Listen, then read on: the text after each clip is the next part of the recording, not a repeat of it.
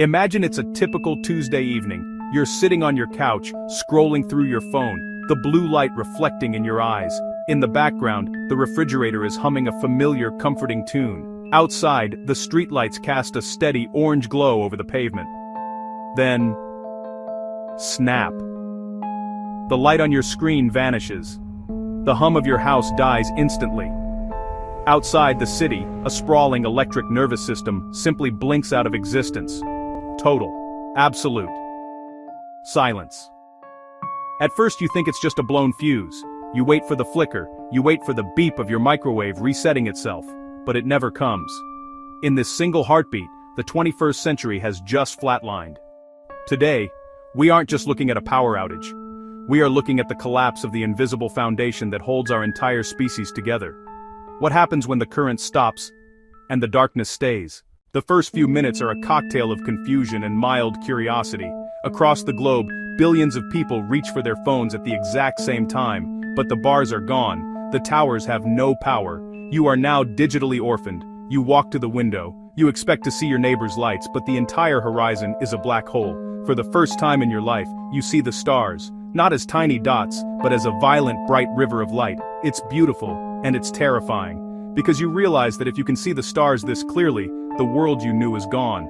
Outside, the world is grinding to a halt with a screech of metal. Imagine being in an elevator on the 60th floor of a skyscraper.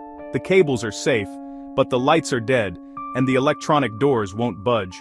You are trapped in a steel box, suspended in the dark, in a world that can no longer hear you. At the intersections, the silent dance of traffic lights has stopped. Thousands of tons of steel are now hurtling toward each other with no one to coordinate the flow. The sound of screeching tires and breaking glass becomes the new heartbeat of the city. Panic isn't here yet. But it's standing right outside your door. As the first hour passes, the crisis moves from the streets into our very bodies. In hospitals, the red emergency lights flicker on. Backup generators roar to life, but they are a ticking clock. They have enough diesel for maybe 24, maybe 48 hours. Surgeons are forced to finish delicate heart operations by the trembling light of handheld torches. Ventilators begin to hiss as they switch to internal batteries that only last 30 minutes. Think about that. In 1 hour, life support becomes a literal race against time. High above us, the crisis is invisible, but even more chaotic. There are over 10,000 planes in the sky right now. Their engines still work. Flight is physics after all. But the ground has become a void. Radar is dead. GPS systems are drifting because the ground-based correction stations have lost power. Pilots are looking down at a planet that no longer has a single lit runway to welcome them home. In just 60 minutes we have gone from a global village to a collection of isolated, frightened islands. 12 hours in, the sun begins to rise, but it brings no warmth to the situation.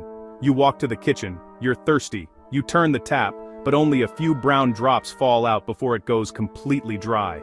Most of us never think about where our water comes from. We think it's natural. It's not.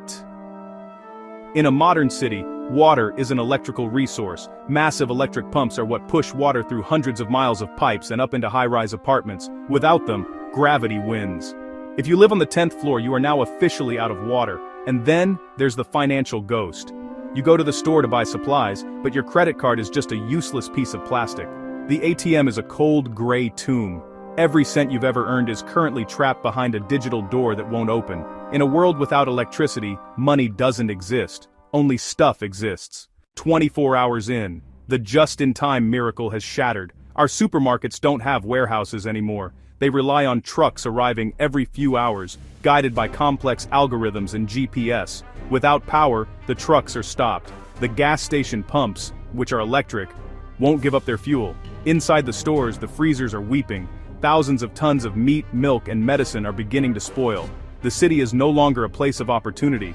It has become a cage. Without air conditioning or heating, our glass-walled buildings become ovens in the summer and iceboxes in the winter. We have built a world that requires a constant plug-in just to keep us at a livable temperature. 1 week later, the psychological shift is complete. The initial emergency feel has been replaced by a grim, quiet survivalism. The nights are longer than they've been in 3 centuries. Without digital entertainment, without the noise of the internet, the silence is heavy. People are starting to realize that their skills are useless. Being a social media manager or a software engineer doesn't help you find clean water or build a fire. Society is beginning to fracture. Without a way to coordinate, without news, rumors become the new currency. I heard the next town has power. I heard the army is coming, but no one is coming. We are rediscovering the weight of physical reality. A paper map is now more valuable than a mountain of gold. A hand-cranked radio is a miracle. A box of matches is a treasure. We are learning, through hunger and cold, how much of our humanity we had outsourced to a wire in the wall. Here is the hidden truth we never want to face. We think of electricity as a utility, like trash collection or a library. But it's not. Electricity is the external nervous system of the human species. It is how we store our collective memory. It is how we distribute the food that keeps 8 billion people alive. Without it, the carrying capacity of Earth drops instantly. We have spent 150 years building a skyscraper of a civilization, but we built it on a foundation made of moving electrons.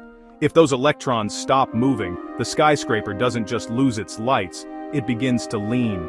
Nearly every advancement in medicine, agriculture, and human rights is tied to the availability of cheap, constant power. We didn't just move toward progress, we moved into the grid.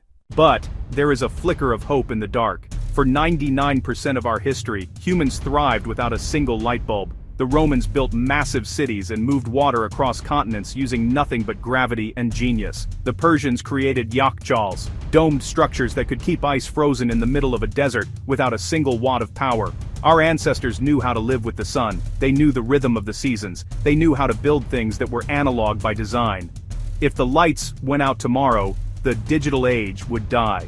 All our photos, our tweets, our bank records, gone. But the human age would endure. It would be a slower world, a harder world, a world where the distance between two towns feels like an ocean again. We would have to learn to build with our hands. We would have to learn to listen to the weather. We would have to learn to trust our neighbors, because they are the only network we have left. So, look around you right now. Listen to the hum of your computer, the whir of your AC, the tiny ping of a notification. Each one is a thread in a web that holds your life together. We often think of ourselves as the masters of the planet. We think we've conquered nature with our steel and our silicon, but we are only as powerful as the current running through the copper. Take that away, and we are just people sitting in the dark, rediscovering what it means to be human. Because the truth is, we don't just use electricity. We are the first species in history that has evolved to live inside of it, and once the lights go out, we finally face who we are, in the dark.